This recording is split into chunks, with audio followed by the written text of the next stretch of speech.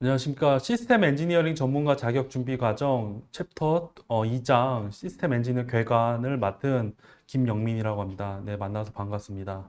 자, 시스템 엔지니어 궤관 서론에 대한 부분을 좀 드리겠습니다. 자, 궤관은 크게 11개 정도 챕터로 구성이 되어 있습니다. 먼저 첫 번째 서론 부분에 대한 내용을 좀 간략하게 좀 설명을 드리도록 하겠습니다.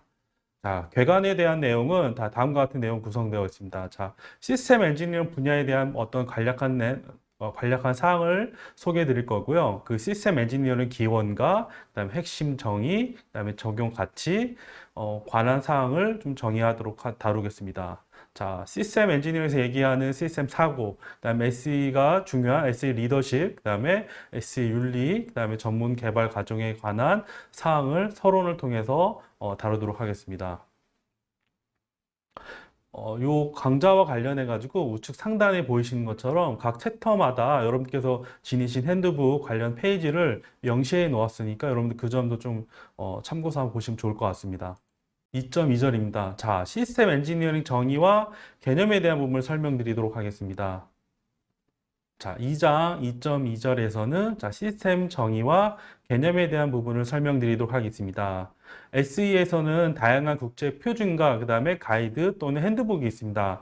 자, 여러분께서 소지하신 핸드북에서는 아마도 인코지와 15288 내용을 기준으로 많은 부분이 기술되어 있습니다. 자, 여러분들께서 여기 보시는 바와 같이 15288에서는 자, 사용자와 타 이해관계자들을 위해 정의된 환경 속에서 제품이나 서비스를 제공하기 위한 목적으로 창조된 이용되는 인공물이라고 정의하고 있습니다.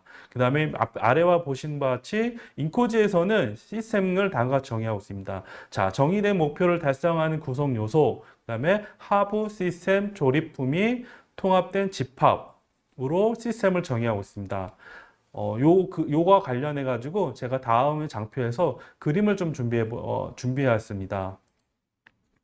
여러분 시스템이라고 하면은 여러분들 하나의 목적, 우리가 자동차, 철도 시스템, 자동차 시스템, 비행기 시스템을 하나의 시스템이라 둔다면 여러분들 요 공통의 목적, 그 각각의 개별 시스템의 목적은 자, 우리 운송이라고 하는 또는 승객을 수송이라고 하는 측면에서 해야 된다라는 가장 큰 목적을 두고 있습니다.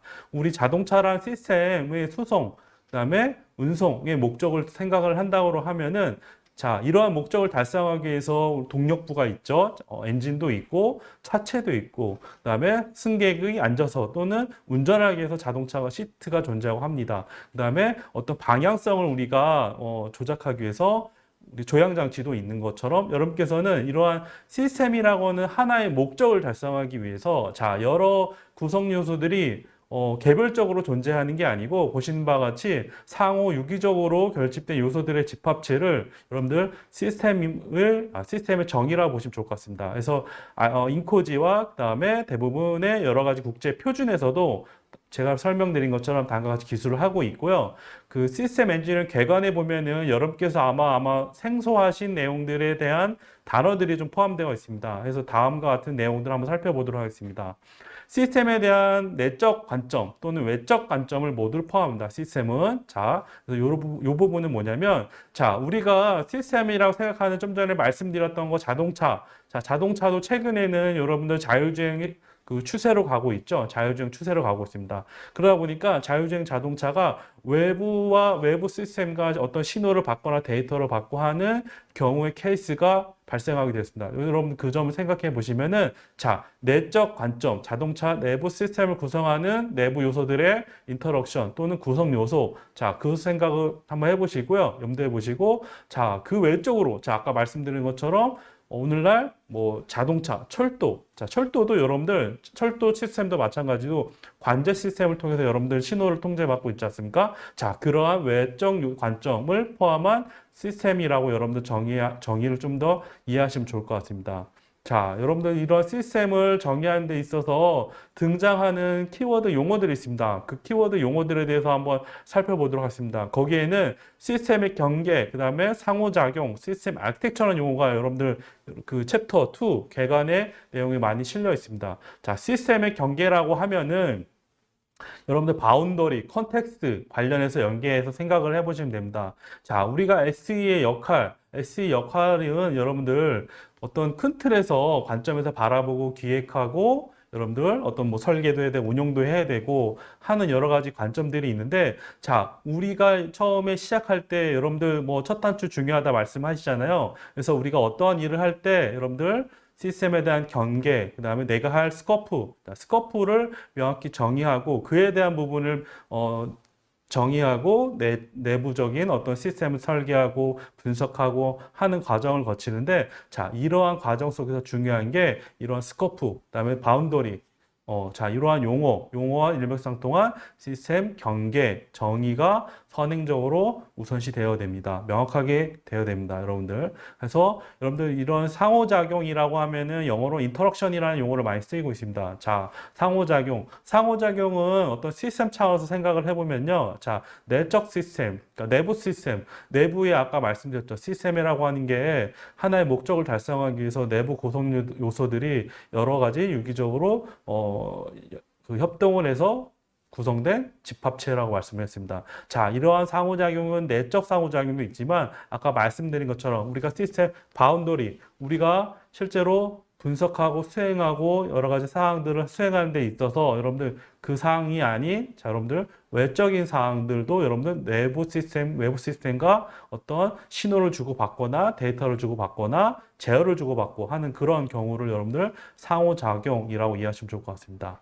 자, 그 다음에 여기 등장한 용어가 시스템 아키텍처라고 하는 부분이 등장합니다. 자, 시스템 아키텍처의 정의는 자, 어떤 구조와 구조의 관계를 명확히 어떤 표현하는 어떤 부수적인 산출물로서 여러분들께서 시스템 아키텍처라고 하는 산출물들은 우리가 흔히들 우리 생선을 먹을 때 생선의 뼈대, 자, 뼈대 그 뼈가 드러나잖아요. 생선을 먹고 하면은 그런 뼈대라고 보시면 좋을 것 같습니다. 그래서 큰 틀에 축이 되는데 그 요소들만의 관계를 여러분들 나타내고 표현하는 데 있어서 어떤 산출물들을 이러한 시스템 아키텍처라고 여러분들 이해하시면 좋을 것 같습니다.